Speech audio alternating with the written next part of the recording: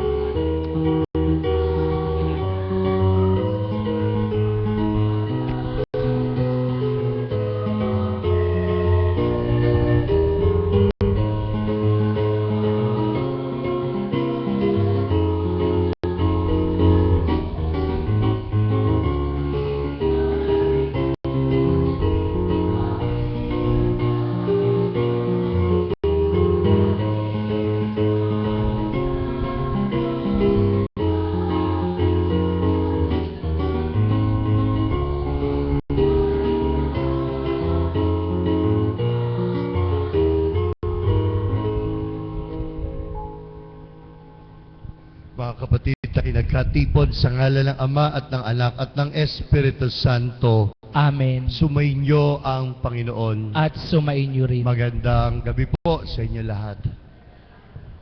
Pakibati muna mga kapatid natin sa pananampalataya at ibigay ang presensya ng ating Panginoon sa pamamagitan ng pagkilat sa kanila.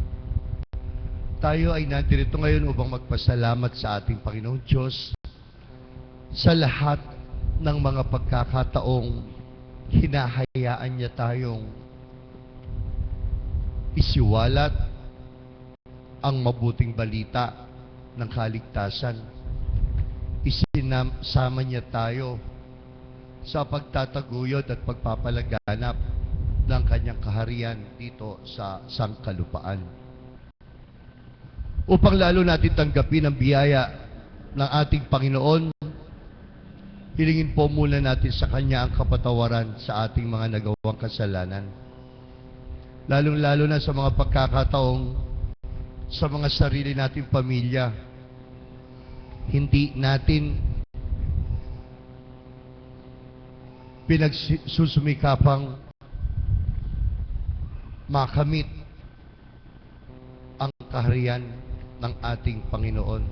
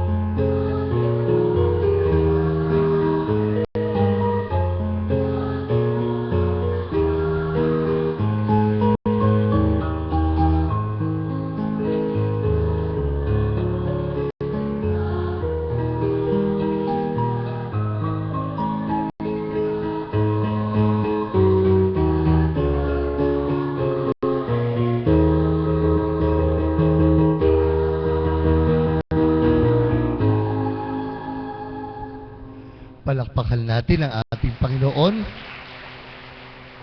at siya ay papurihan sa pamamagitan ng pagsamba natin sa Kanya.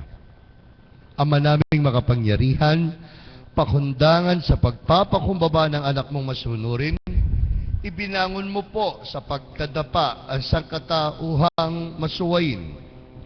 Ipagkaloob mo po sa amin ang banal na kagalakan upang kaming sinagip mo sa kaalipinan ay magkamit ng iyong ligayang walang katapusan. Hinihiling namin ito sa pamamagitan ng Jesucristo, kasama ng Espiritu Santo, magpasawalang hanggan. Amen. Ang lahat po ay magsiupo.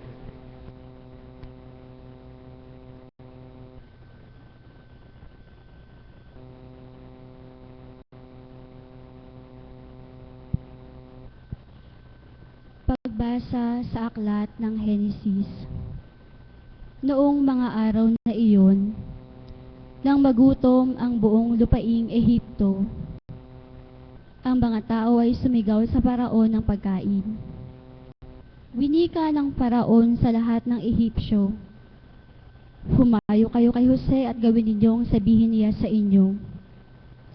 Nang lumaganap ang tagutom sa buong lupain, binuksan ni Jose ang lahat ng mga kamali at ipinagbili ang trigo sa mga Ehipsyo, pagkat naging matindi ang tagutom sa lupain ng Ehipsyo. Ang lahat ng mga tao ay nagtungo sa Ehipto upang bumili ng trigo kay Jose, sapagkat malubha ang tagutom sa buong lupa. Sa ganyang paraan, ay nagtungo ang mga anak ni Israel na kasama ng ibang mamimili dahil sa tagutom sa lupain ng Kanaan. Ngayon si Jose ay naging pangulo ng lupain at siya ang nagbibili sa lahat ng tao sa lupain. Ang mga kapatid ni Jose ay dumating din at nagpatira pa sila sa kanya. Kahit na nahalata ni Jose ang kanyang mga kapatid at nakilala sila, siya'y nagkunwaring iba sa kanila at marahas na nagsalita sa kanila. Nang ikatlong araw, ay sinabi ni Jose sa kanila, "Kung gagawin ninyo ito, kayo'y mabubuhay. Ako'y isang taong may takot sa Diyos. Kung kayo'y tapat, ay maiwan ang isang kapatid ninyo sa bilangguan, samantalang iba ay yumaon at dalhin ng pagkain sa mga pangangailangan ng inyong mga angkan. Inyong dadalhin sa akin ang inyong bunsong kapatid. Sa gayon ay mapapatunayan ang inyong mga kataga at hindi kayo mamamatay." At sila'y pumayag. Sinabi nila sa isa't isa, "Tunay ngang tayo'y nagkasala dahil sa ginawa natin sa ating kapatid, at ang paghihinagpis ng kanyang puso ay ating nasaksihan nang siya'y magmakaawa sa atin ay hindi natin pinakinggan. Kaya ang kapighatiang ito ay sumapit sa atin."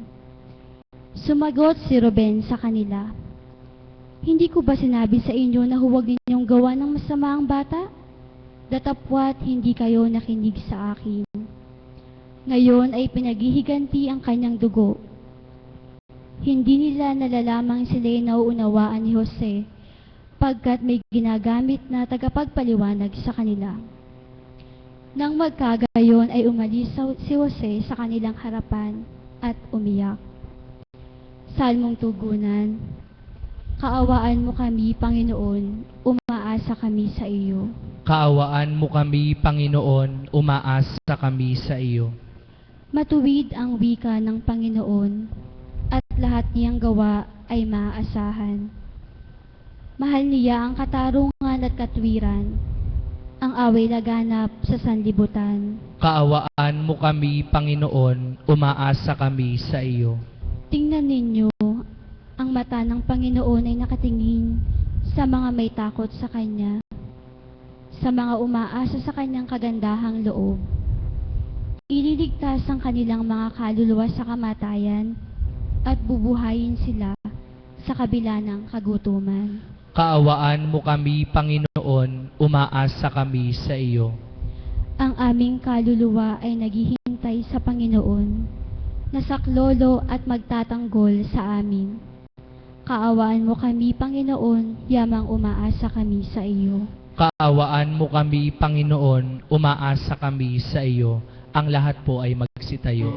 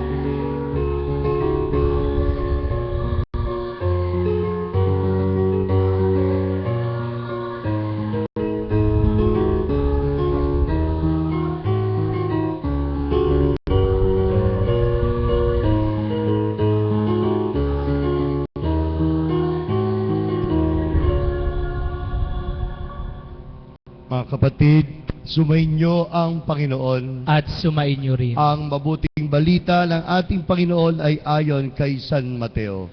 Papuri sa iyo, Panginoon.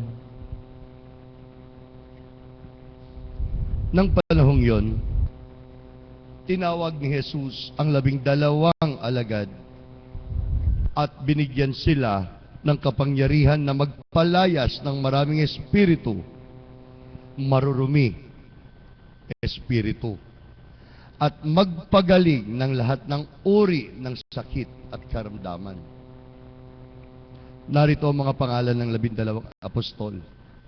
Una, si Simon na tinatawag na Pedro, at si Andres na kanyang kapatid, si Santiago na anak ni Zebedeo, at si Juan na kanyang kapatid, si Felipe at si Bartolome, si Tomas at si Mateo na publikano, si Santiago na anak ni Alfeo at si Tadeo, si Simon na Cananeo at si Judas Iscariote na nagkanulo sa kanya. Ito ang 12 sinugo ni Jesus na kanyang pinagbilinan ng mga sumusunod. Huwag kayong tumungo sa daan ng mga hentil at huwag pumasok sa lungsod ng mga Samaritano. Manapay, hanapin ninyo ang mga tupang nawawala ng sambayanan ng Israel. Sa inyong pagyaon ay mangaral kayo ng ganito: nalalapit na ang kaharian ng langit. Mga kapatid, ang mabuting balita ng ating kaligtasan. Pinupuri ka namin, Panginoong Hesukristo.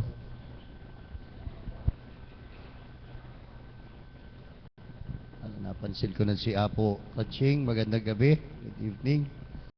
At sa inyo lahat, magandang gabi. Sabi ko nga, ang banal na misang ito, minsan pa ay isang pasasalamat na naman sa ating Panginoong Diyos. Amen? Pasasalamat sa lahat ng mga biyaya na ating tinatanggap. Mga biyaya na masasabi nating maliliit o malalaki. Pero kahit na maliliit yan, ang mahalaga, pag pinagsama-sama mo yan, napakalaki kung tutuusin. Amen? At isa po sa biyaya na tinatanggap natin sa nabasang sa banal na misa pa lang na ito, ang pagbasa pa lang sa banal na kasulatan ay isang biyaya na. Opo. Kung minsan, ginugusto natin makita ang Diyos sa ating sariling paningin at pananaw.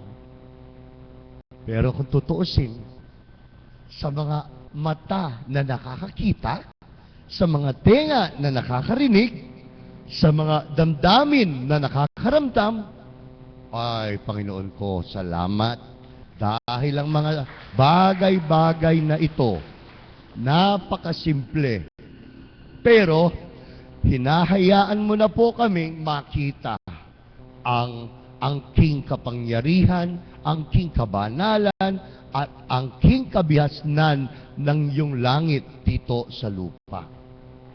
Bilang isang nilikha ng ating Panginoon, nararapat lamang po na tayo ay maging, we should be very keen on the graces that God imparts to us.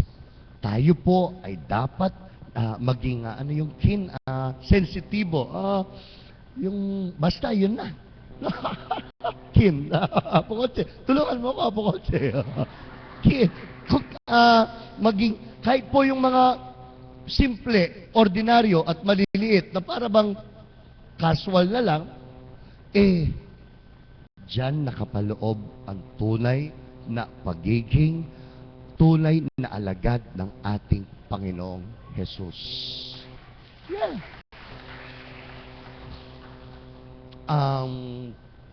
Sabi nga po ng ating ebanghelyo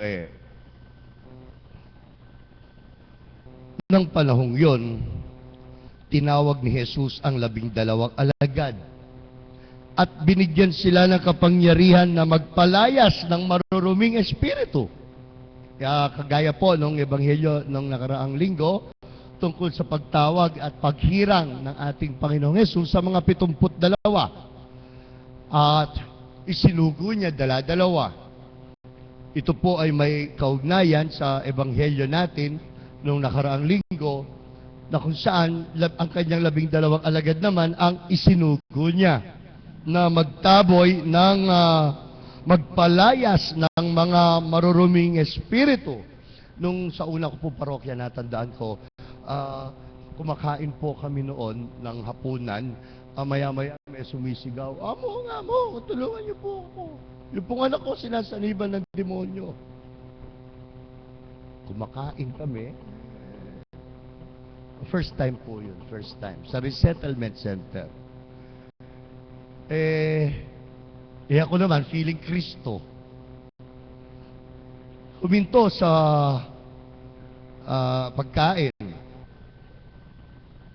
At yun nga, sinamahan ko po ang nanay na nagwawala rin naman sa pagkasanib ng demonyo sa bata na babae.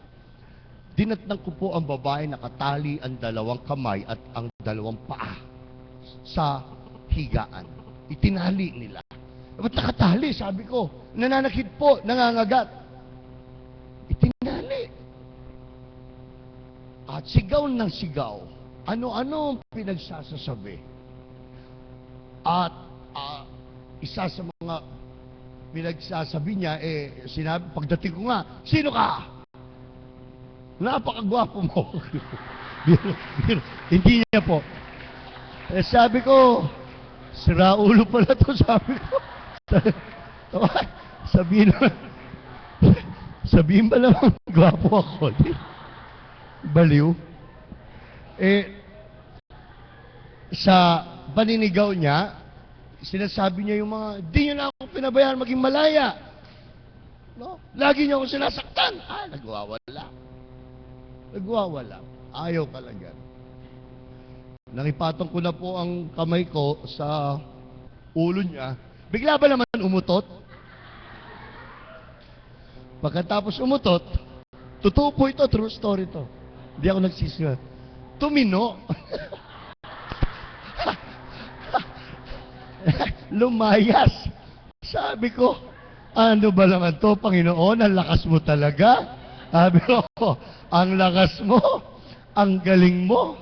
Sabi ko, pabiro, ang relasyon ko po sa ating Panginoon, kapatid, brother, kaibigan, kasama. Sabi ko, I pray so light. Yung magaan ba? Na parang nasa tabi ko lang siya at kausap. Sabi ko, ang galing mo. Sabi ko, sino ba naman lang mag-aakalang utot lang pala yung masamang espiritu na yung kako? Oo. Tayong lahat po, alam nyo, hindi hindi lang ako, pati kayo, kaya nyo magpalayas ng masamang espiritu. Opo. Tayong lahat. Kasi po sa ating ebanghelyo ngayon, sinabi ng ating Panginoon, ayon kay na Mateo, tinawag ni Jesus ang 12 alagad. Alam niyo po ang pangalan ng 12 alagad? Memorize niyo po ba? Sasagot na naman. Memorize niyo po ba o hindi? Malakas. Opo o hindi? Huwag kayong mag-alala, pareho tayo. Hindi ko rin memorize ang 12 ang pangalan. Pero ang alam ko po, ito sigurado ako, ang 12 alagad ng ating Panginoong Jesus ay sinisimbolo ang 12 tribo ng Israel. The 12 apostles of Jesus symbolize the 12 tribes of Israel. The whole tribes of Israel. Lahat, sabi ko nga. Lahat. Ito ang ating Panginoong Diyos na nagkatawang tao. Dinamay niya pati ang lupa. Kung tutusin, pwedeng sabihin na Diyos na sa kanyang kapangyarihan, sa salita pa lang niya, lahat ng tao ay maging banal. Ching! Yari! Pwede. Kung tutusin, pwede sabihin na Diyos lahat ng mga politikong siraulo, maging matino, pak, tapos. Mga paring baliw, yan. Pwede. Pero mga kapatid, hindi ginawa ng ating Panginoon, hindi sinolo. Hindi sinolo. Kundi, sa kanyang pagkakatawang tao, sabi ko nga po, ano ba namang klaseng langit to? O minsan, nag-iisip po ako, nagdarasal. Ano ba namang klaseng langit ito? Pati lupa, dinamay. Saan po niya idinamay? Sa kahirapan? Saan po niya idinamay? Sa pasakit? Hindi. Idinamay ng langit ang lupa upang maghari ang tunay na kalwalhatian ng Diyos dito sa lupa. Opo. Tayo naman din po, ganyan eh. Sama naman ako. Kapag napakaganda ng isang lugar, sana, halimbawa po ako, dahil nga wala pang asawa, no? Wala pa rin mga anak. Kapag nagpupunta ako sa iba't ibang lugar, kadalasan po kasi once a month, binibigyan ko naman ng pahinga ang aking katawan, ang aking isip.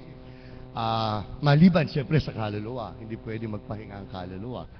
Para naman makita ang kagandahan ng Diyos sa kanyang mga nilikha. Ako po kapag namamasyal ako, sana kasama ko sa ganito, sana kasama ko ang mga ganito, sana kasama ko ang pamangkin ko. Kapag halimbawa, masasaya yung mga ganun ba? Di po ba tayo, sa pagkain nga lang kapag masarap sa pagkain, lalo na po, mga Kapampangan, anong tara, kain tayo doon. Sinasama natin sila sa masarap. Isinasama natin sila sa maganda. Isinasama natin sila sa matuwid. Isinasama natin sila sa tama. Sinasama natin sila sa banal. Sinasama natin sila sa langit. Ito, mga kapatid, ang pagbaba ng Panginoong Diyos na nagkatawang tao upang isama tayo, upang idamay tayo sa langit. Upang idamay tayo. Kaya nga't mayroon po salitang pakikiramay. Hindi po ba? Sa ating nabasang ebanghelyo, pakinggan niyo po ito. Ito ang 12 alagad sinugo ni Jesus na kanyang pinagbilinan ng sumusunod. Huwag muna kayong magpunta o dadaan sa mga hentil at huwag pumasok sa lungsod ng mga Samaritano. Huwag muna. Kasi hindi po, ang suspense ko po kasi hindi pa nila kaya. Or, posible rin na akong bahala dyan. O, pangatlo, posible rin na heto ang kadahilanan. hanapin niyo muna ang mga tupang nawawala sa sambayanan ng Israel. Kayo muna. Tayo muna. Pamilya muna. Kumbaga ayusin muna natin ang ating sarili bago natin ayusin ang iba. Opo. Ayusan muna natin ang ating tahanan bago natin walisin ang kalat ng tahanan ng iba. Para mag sinasabi ng ating Panginoon oo, tayong lahat ay kasama sa pagpapalaganap ng kaharian ng Diyos. Pero, ito ay nararapat mauna sa lahat. Wala nang iba kundi ang ating sariling kaluluwa. Kaya nga, mga kapatid, nandirito tayo ngayon upang ipahayag sa ating Panginoong Diyos na tayo ay sumusuko sa Kanya. Sinasabi natin sa buhay, huwag kang susuko sa mga pagsubok. Naririnig natin sa ibang tao kapag problema tayo, huwag kang susuko, ang Diyos ang bahala. Pero, kung naririnig natin lagi na huwag kang susuko, sumuko kayo. Sumuko ka. Ako nga, suko na Oo. Suko na lang tayo sa ating Panginoon. Mga kapatid, ito ang mabuting balita. Hindi lang ako, hindi lang ikaw, hindi lang kami, kundi tayong lahat. Hindi lang tayo na naririto ngayon sa oras na ito na nagtatamasa ng kanyang banal na pagpapahayag. Hindi lang tayo na nakikinabang at makikinabang sa kanyang banal na salita, kundi tayong lahat. Mayroon pong istorya tungkol sa dalawang grupo na naglalaban daw po ng basketball, nanonood daw po si Jesus. Ang isang grupo ng basketball ay ang Iglesia ni Cristo Punchers. At ang isa naman ay ang Catholic believers. Naglalaban ng dalawa. Ay unang nakashoot daw ang mga Christian believers. Talaga pumalakpak daw si Jesus. Napatayo pa sa pagpalakpak. Hiniagis pa niya yung sombrero niya, tinanap lang niya. Pagkatapos maya nakashoot na ang mga iglesia ni Cristo Punchers. Pumalakpak na naman si Jesus at tumayo. Hiniagis na naman ang sombrero niya at tinanap na naman niya uli. Napansin daw nung nasa likuran niya ang taong ito na si Jesus. At nalilito, kanino ba talaga siya kampi? Sabi. Kanino ba talaga siya kampi? Tinapik siya ng tao nasa likuran niya at tinanong, kanino ka ba kampi? At sino ba ang sinusunod mo? Sumagot daw si Jesus, sabi niya, wala. Nag-e-enjoy lang ako sa panonood. Sabi, nag-e-enjoy lang ako sa panonood.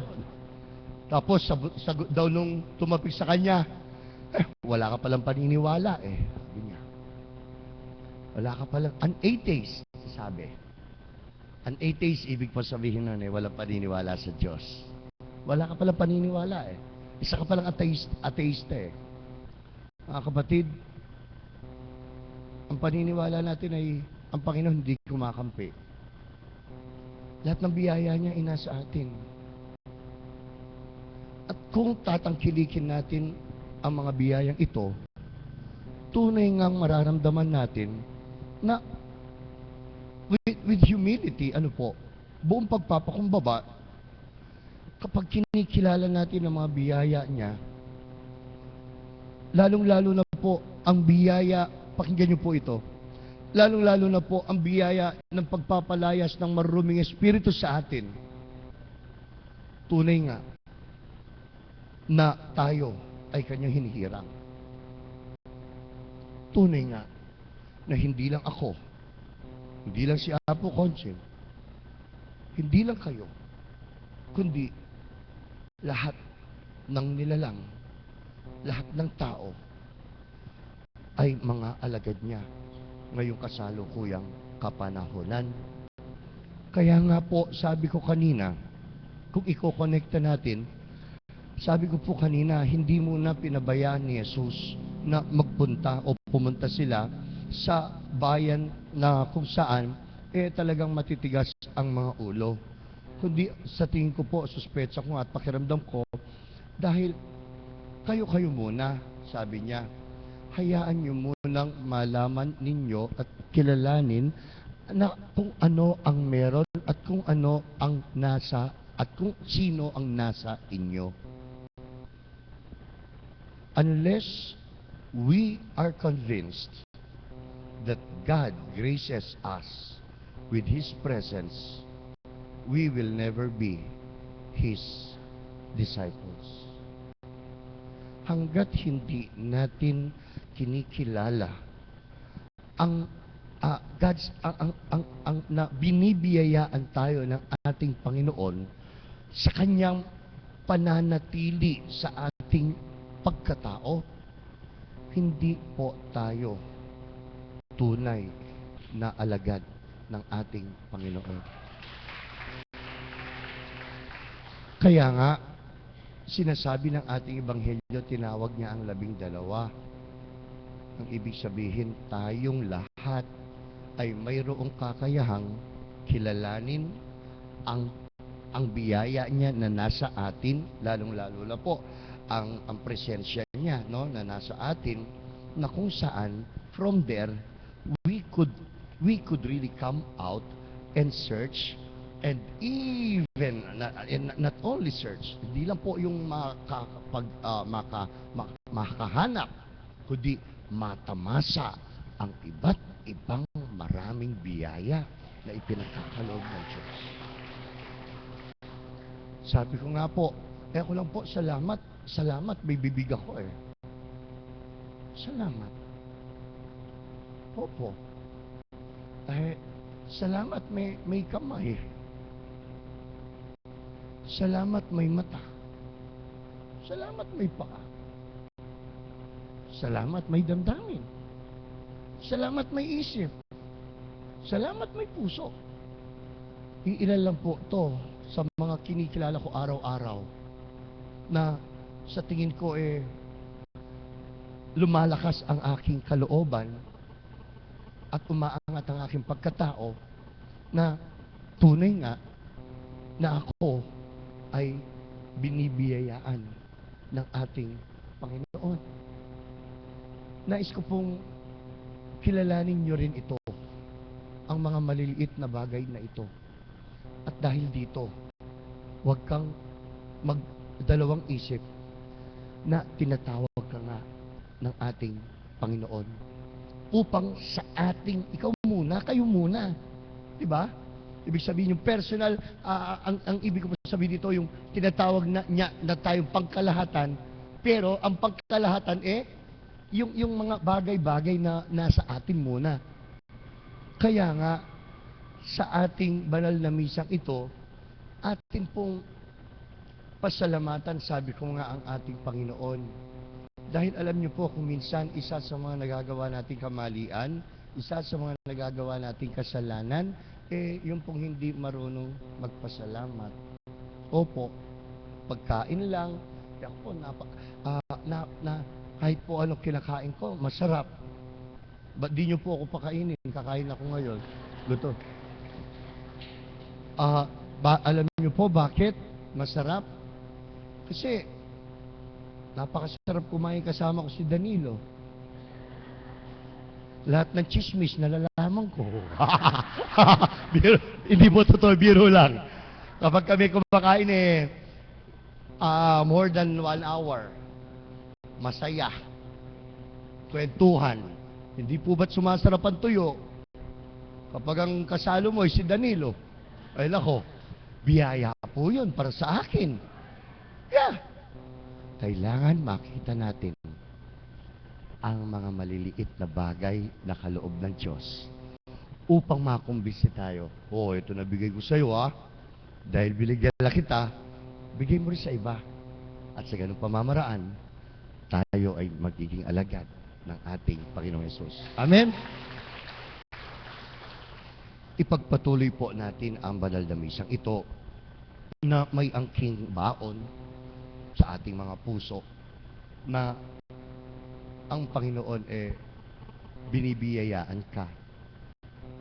At dahil sa mga ito, sa mga biyaya ay pinagkakalob sa iyo,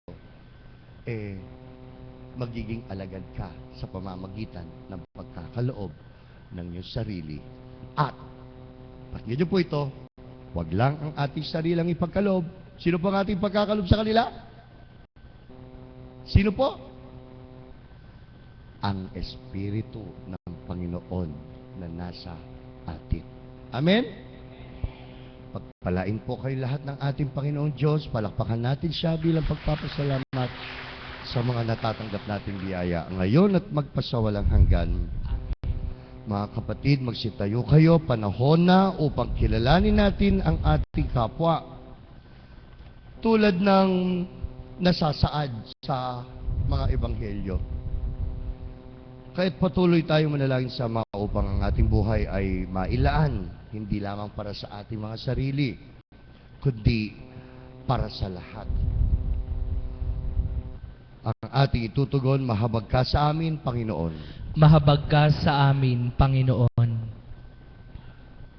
Para sa banal na simbahang Katolika, naway patuloy na magampanan nito ang kanyang tungkuling maipahayag ang mga kautusan ni Jesus. Manalangin tayo. Mahabag ka sa amin, Panginoon. Para sa mga naging biktima ng karahasan at kawalan ng katarungan, naway biyayaan sila ng Panginoon pagdating ng takdang panahon. Manalangin tayo. Mahabag ka sa Para sa mga taong naghahandog ng kanilang buhay upang paglingkuran ang lahat ng nangangailangan, naway pagpalain sila ng Panginoon. Manalangin tayo. ka sa amin, Panginoon. Para sa mga hindi na nakakakilala kay Jesus, naway maging bukas ang kanilang mga puso at damdamin upang makapamuhay sila ng naaayon sa kalooban niya. Manalangin tayo. Mahabag ka sa amin, Panginoon. Para sa ating lahat, naway maging tapat tayo sa isa't isa bilang tanda ng ating pananampalataya sa Kanya. Manalangin tayo. Mahabag ka sa amin, Panginoon. Para sa pasasalamat para sa kaarawan ni Eleanor, manalangin tayo. Mahabag ka sa amin, Panginoon. Pakiyo ko ang inyong mga ulo at hayaan yung basbasan kayo ng Panginoon sa pananatili ng Espiritu ng kabihasnan. Kabihas ng kubilala sa mga maraming biyaya na nasa atin na.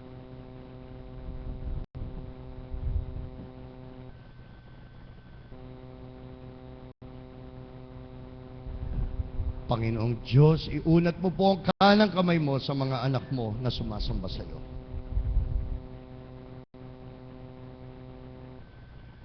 Iunat mo po ang kanang kamay mo at basbasan sila pagkalooban ng kapayapaan sa kanilang mga kalooban.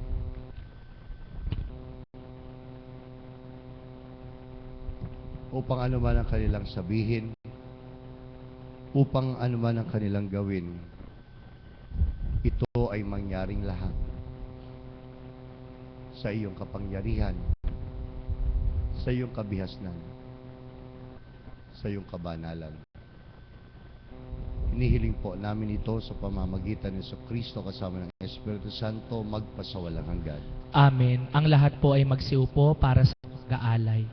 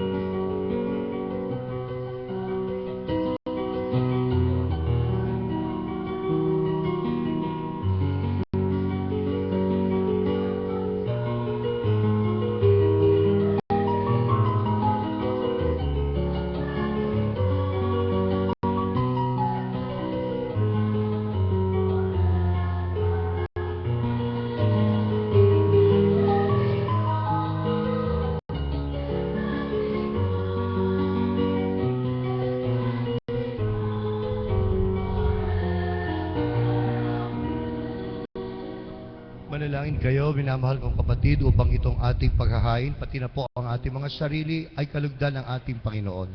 Tanggapin nawa ng Panginoon itong paghahain sa iyong mga kamay, sa kapurihan niya at karangalan, sa ating kapakinabangan at sa buong sambayanan niyang banal. Ama naming lumikha, ang paghahain namin sa iyong ngalan ay siya nawa sa amin dumalisay, upang ito ay maging pagganap araw-araw sa aming paglipat sa buhay sa kalangitan. Sa pamamagitan ni Jesucristo kasama ng Espiritu Santo, magpasawalang hanggan. Amen. Sumainyo ang Panginoon. At sumainyo rin. Itaas po ninyo ang inyong isip, ang puso at diwa sa ating Panginoon. Itinaas na namin sa At Panginoon. pasalamatan natin ang Panginoong ating Diyos. Marapat na siya'y pasalamatan. Ama naming makapangyarihan, tunay ngang marapat na ikaw ay lagi naming pasalamatan sa pamamagitan ng aming Panginoong Jesucristo. Siya ang salitang katuwang mo at kapiling.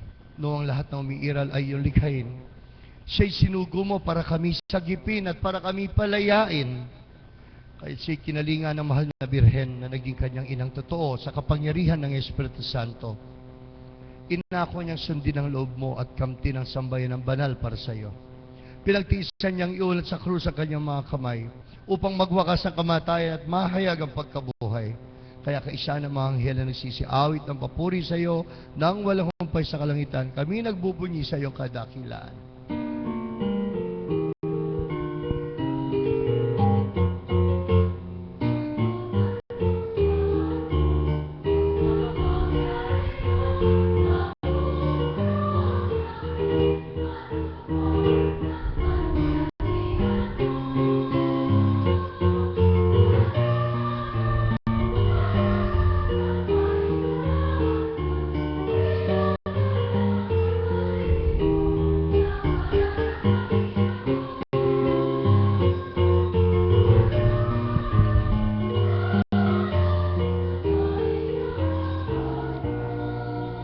Ang lahat po ay magsiluhod. Ama, sumasampalataya po kami na ikaw lang ang banal at ikaw lang ang bukal ng tanang kabanalan. Kaya tinihiling po namin sa iyo na basbasan mo ang mga kalob na ito sa pamamagitan ng iyong banal na Espiritu, upang para sa mga anak mo na nagkatipon ngayon ay maging katawan at dugo ng aming Panginoong Hesukristo. Bago niya pinagtiis ang kusang loob na maging handog, kinuha niya ang tinapay. Nagpasalamat siya sa iyo, Ama. Hinati niya at iniabot sa kanyang mga alagad at sinabi, tanggapin ninyo ito at ito ang aking katawan na ihahandog para sa inyo.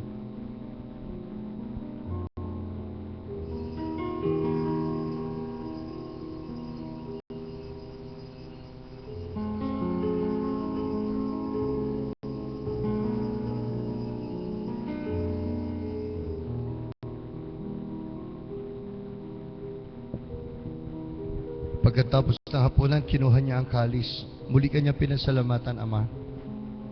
Iniabot niya ito sa kanyang mga alagad at sinabi, tanggapin ninyo ito at inumin. Ito ang kalis ng aking dugo, ng bago at walang hanggang tipan. Ang aking dugo na ibubuhos para sa inyo at para sa lahat, sa ikapagpapatawad ng mga kasalanan. Gawin ninyo ito bilang pag-alaala sa akin.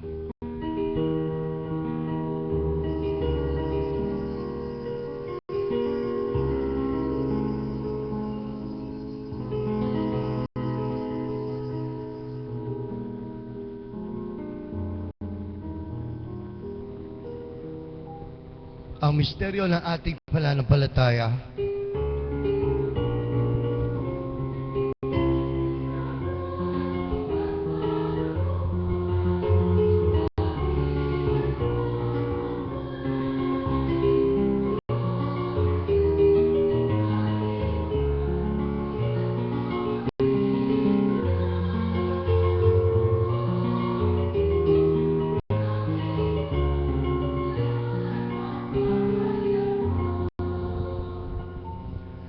Ama, ginagawa namin ngayon ang pag-aalay sa pagkamatay at muli pagkabuhay ng iyong anak.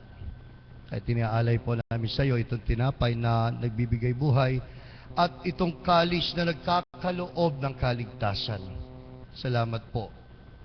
Minarapat mo kaming tumayo sa banal mong dambana sa harapan ng iyong altar upang kami ay makapaglingkod sa iyo sa pamamagitan ng banal na misang ito. Sinasamo rin po namin kami magsasalo-salo sa katawan at dugo ni Kristo ay mabuklod sa pagkakaisa sa pamamagitan ng iyong Espiritu Santo. Lingapin mo ang iyong simbahang laganap sa buong daigdig. Puspusin mo po kami sa pag-ibig. Kaisa ni Francisco na aming Papa, ni Pasiano na aming Obispo at ng Tanang Kaparian. Alalahanin mo rin po ang mga kapatid naming nahimlay ng may pag-asang sila'y muling mabubuhay, gayon din ang lahat ng mga pumanaw. Kaawaan mo sila at patuloyin sa iyong kaliwanagan. Ama, kaawaan mo rin po kami at pagindapatin na kaming lahat na makasalo sa iyong buhay na walang wakas. Kaisa ng mahal na Birheng Maria na Ina ng Diyos, kaisa ng mga apostol at ng lahat ng mga banal na namuhay dito sa daigdig ng kalugod-lugod sa iyo. May pagdiwang naman namin ang pagpupuri sa ikararangal mo sa pamamagitan ng iyong anak na aming Panginoong Hesukristo.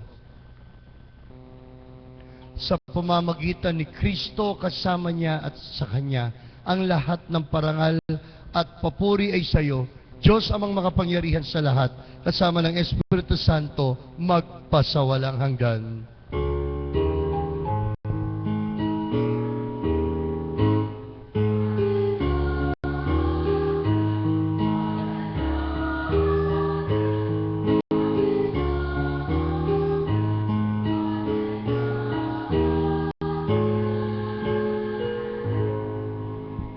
Bilang magkakapatid, tumawag tayo sa Diyos Ama sa dasal na itinuro ng ating Panginoong Hesus.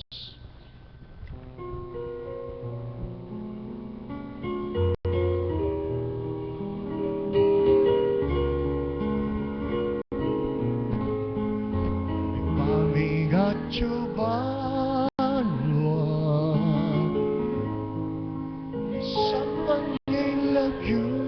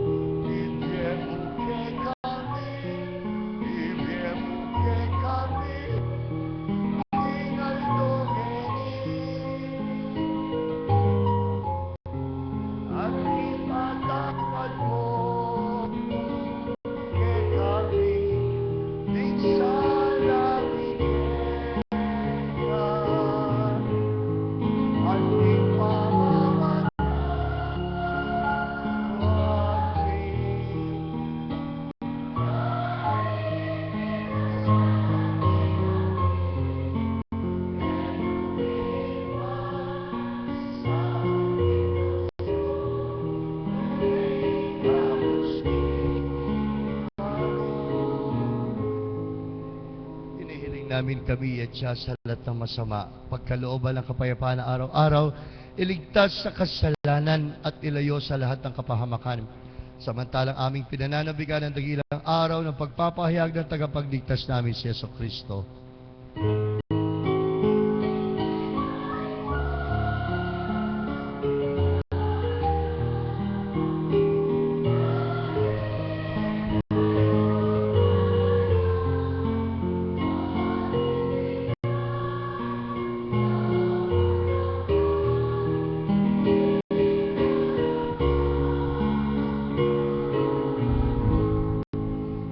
Panginoon Jesucristo, sinabi mo sa iyong mga apostol, kapayapaan ang binibigay ko sa inyo, ang aking kapayapaan ang ipinagkakalob ko sa inyo. Panginoon, tunghayan mo ang aming pananampalataya at huwag ang aming pagkakasala. Pagkalooban mo kami ng kapayapaan araw-araw at pagkakaisa ayon sa iyong kalooban kasama ng Espiritu Santo magpasawalang hanggan. Amen. Ang kapayapaan ng ating Panginoon ay laging nasa inyo. At sumainyo rin. Ipagkaloob natin ang kapayapaan ng ating Panginoong Yesus sa ating mga kapatid sa pananampalataya. Kapayapaan.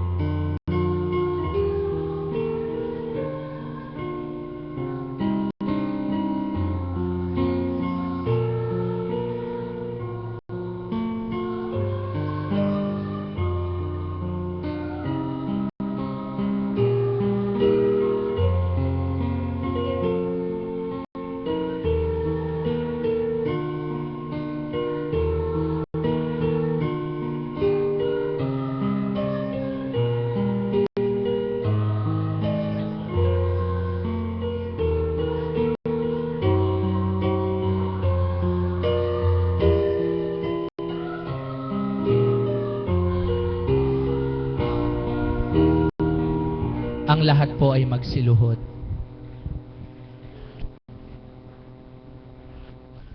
Ito ang ating Panginoong Hesus na inilalarawan ng tinapay at alak ang pananatiling pagbibigay ng kanyang katawan at ng kanyang dugo hanggang ngayong kasalukuyan na kapanahonan. Alam niyo po, kahit na maraming pagsubok sa ating buhay, mananatili pa rin payapa ang ating mga kalooban. Lalo na kung ang kinikilala natin wala ng iba, kundi ang presensya niya sa ating buhay. At ang kahuli-hulihan, kaligayahan, ang ating makakamtan. Mapalad tayo tayong tumatanggap sa kanyang banal na hapunan. Panginoon, hindi ako karapat-dapat na magpatuloy sa iyo, ngunit sa isang salita mo lamang ay gagaling na ako.